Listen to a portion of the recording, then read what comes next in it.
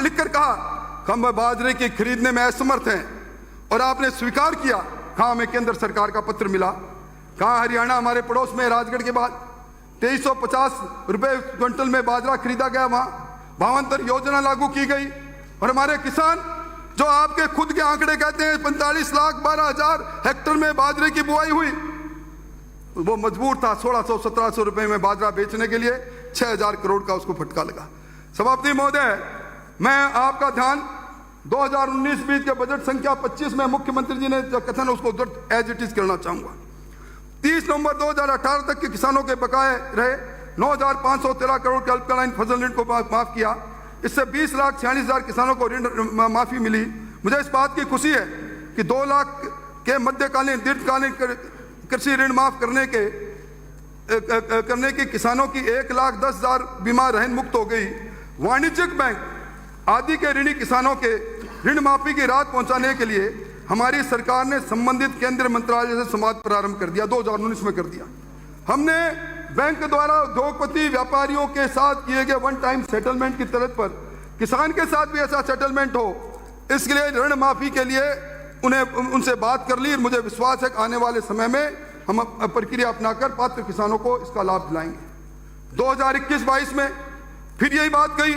हमने state level bankers committee से संपर्क करके ऋण माफी के शेष रहे राष्ट्रीयकृत बैंकों, अनुसूचित बैंकों, क्षेत्रीय ग्रामीण बैंकों के ऋणी कृषकों को वन टाइम सेटलमेंट से इनको माफ कराएंगे। 15वीं विधानसभा का यह अंतिम सत्र है। ये 14वीं के चांद बने सदन के नेता 14 बार सदन में आए होंगे और इन्होंने कोई मौका नहीं छोड़ा। जब इस मंच से राजस्थान के नेशनलाइज बैंक, कॉमर्शियल बैंक और शेड्यूल बैंक से जिन्होंने ऋण लिया 2019 में फसली ऋण, जो अवधि पार ऋण हो गया, उसको माफ करने का आश्वासन नहीं दिलाया। 1 जनवरी 2019 में कल्ला जी की कमेटी बनी। ये कल्ला कमेटी अल्लाह के बाद चली गई।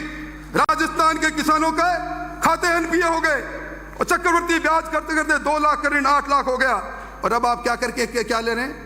अब हम एक्ट लाएंगे, अभी घोषणा की है, Rajasthan farmer debt relief act.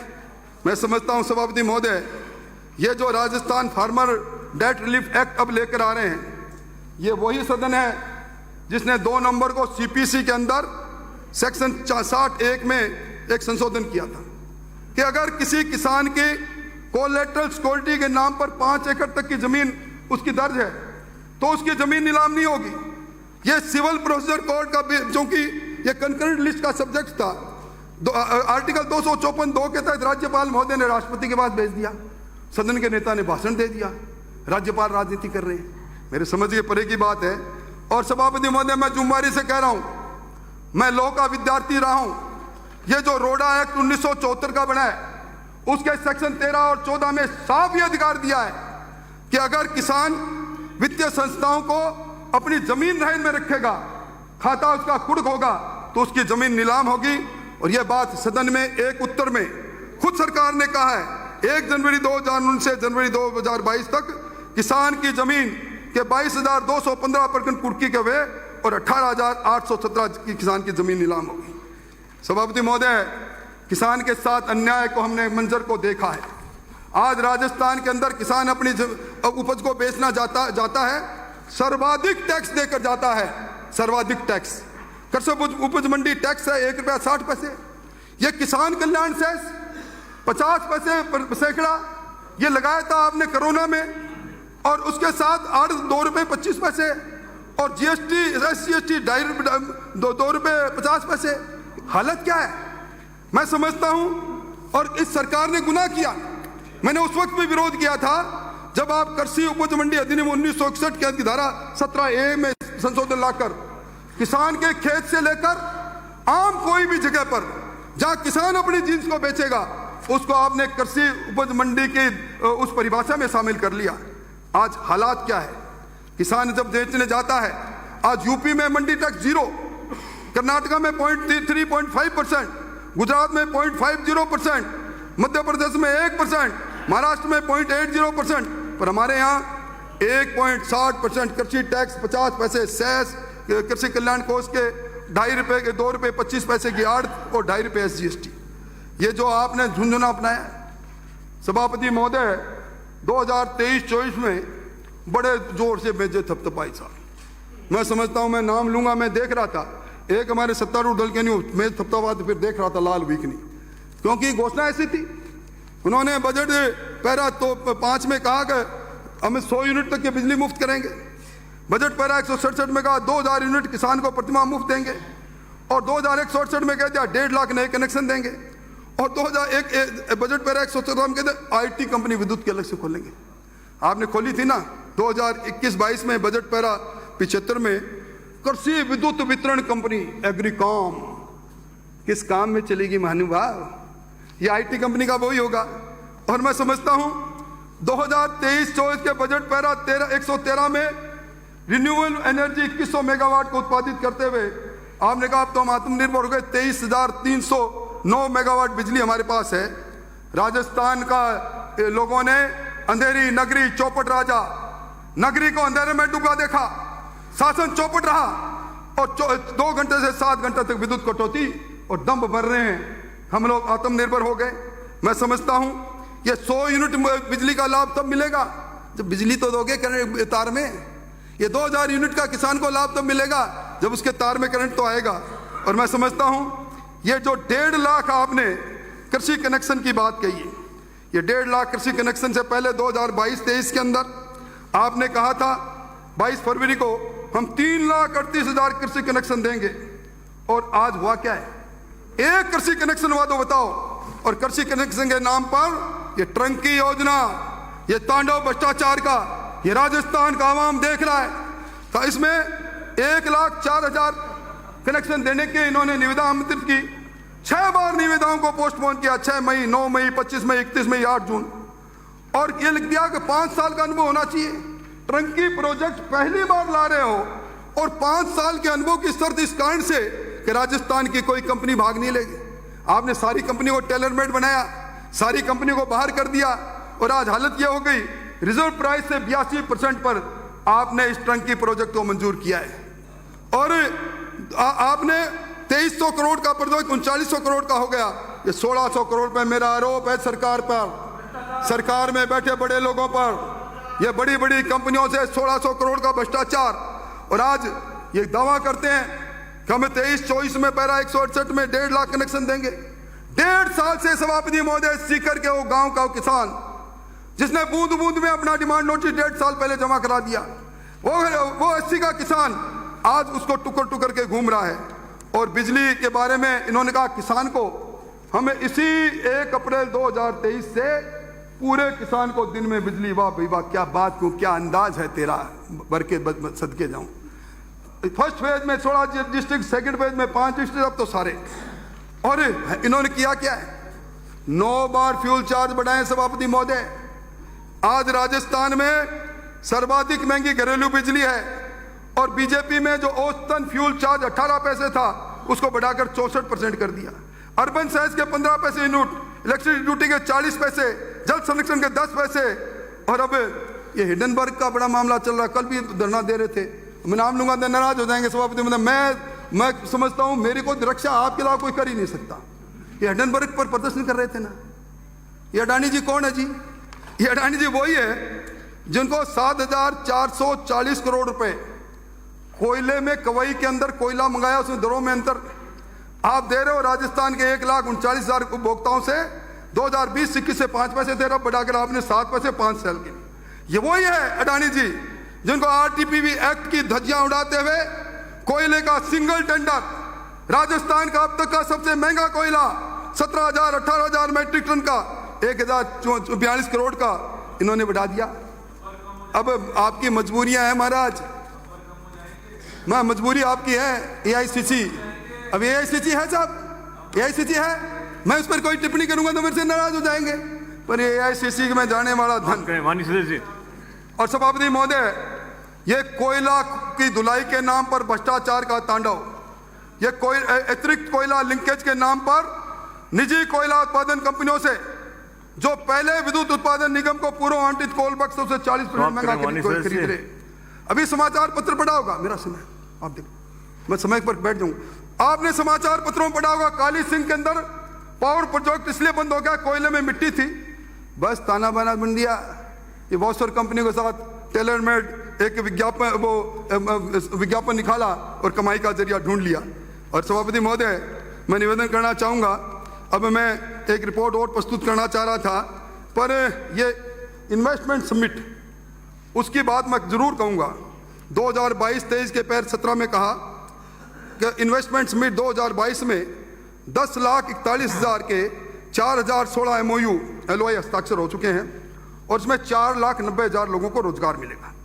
और अब जो बजट के एक साल बाद उसके बजट पैरा 206 में कहते हैं इन्वेस्टमेंट समिट में 11,45,000 के 4,192 MOU हो गए और 9 लाख से अधिक को रोजगार मिलेगा।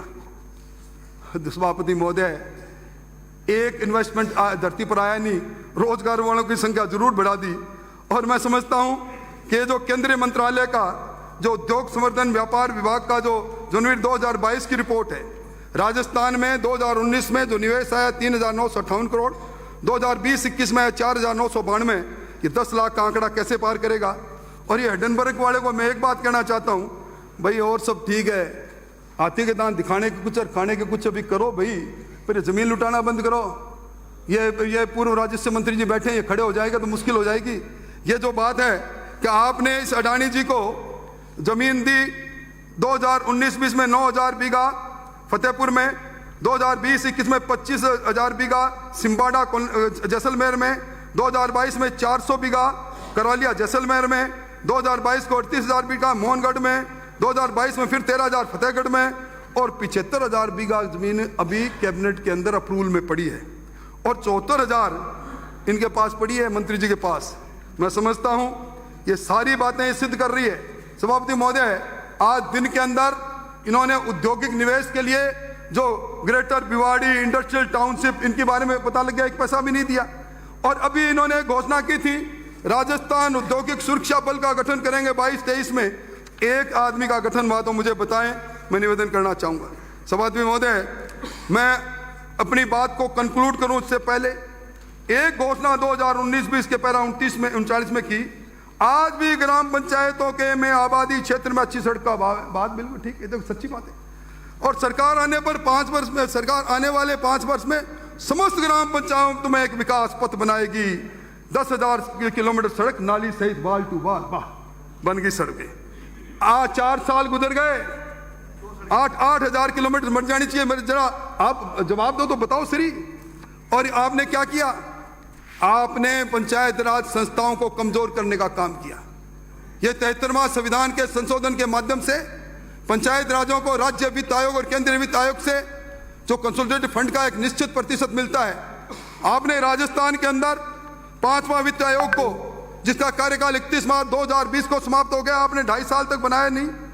और आज भी मेरा आरोप है, राजस्थान की ग्राम पंचायतों में, पंचायत समितियों में, जिला परिषद में राज्य वित्त आयोग के 2870 करोड़ रुपए बकाए पड़े हैं। एक तरफ आप ये कहते हो, एक शब्द नहीं रूरल डेवलपमेंट का इस पूरे बजट के अंदर। और भारत सरकार ने देखो आप इस बार 1,60,000 का प्रावधान किया है। और अभी इंटरलॉक की बात भी कही।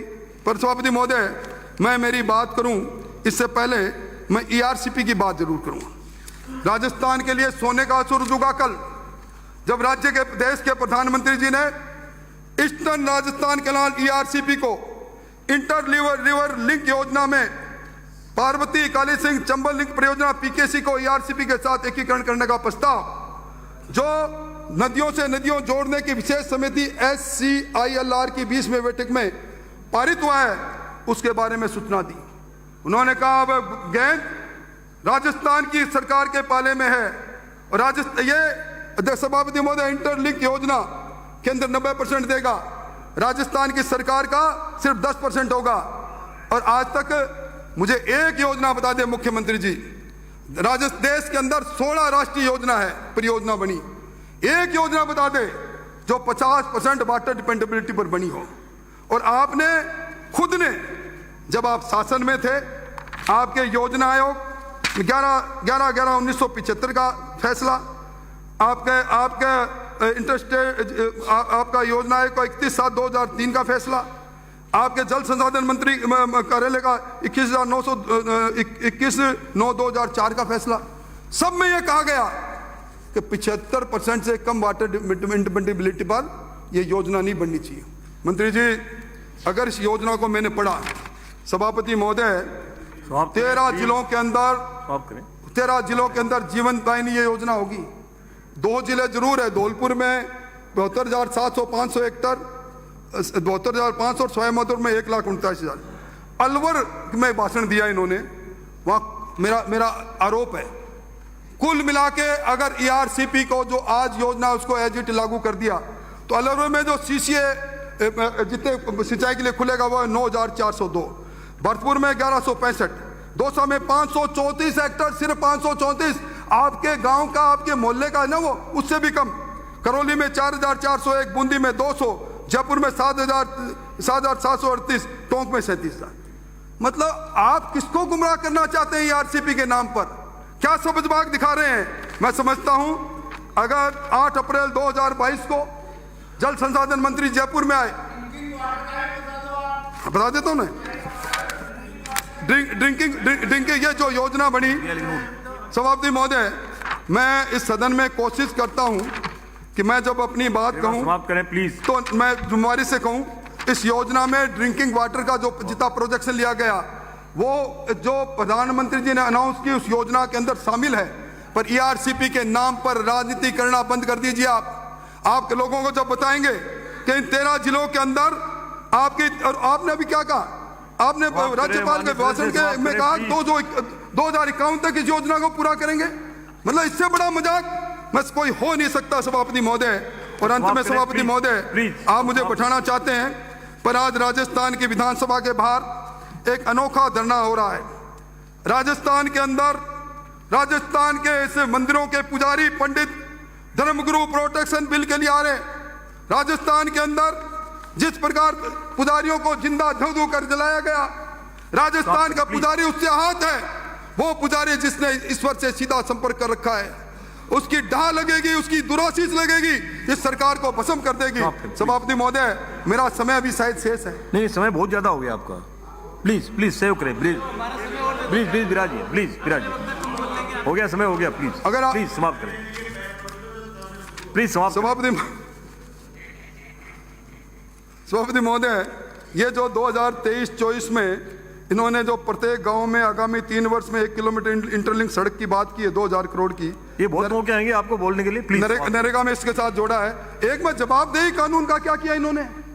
कितनी बार इस बार भी Rajasthan guaranteed service delivery accountability bill 2019-20 में पैरा 180 में, 2020 में 164 में, 22-23 में 168 में।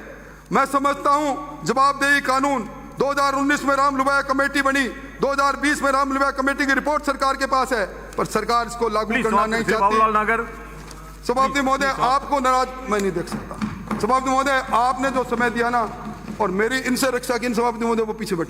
सभापति महोदय, ये मेरे को घूर के देखते ना, मैं कांपने लग जाता हूँ। सभापति महोदय, ये आप नहीं होते ना, आज मैं बोल नहीं सकता। मैं आपको धन्यवाद देना चाहता हूँ। सभापति महोदय, एक प्रश्न मेरे मन में आ रहा है कि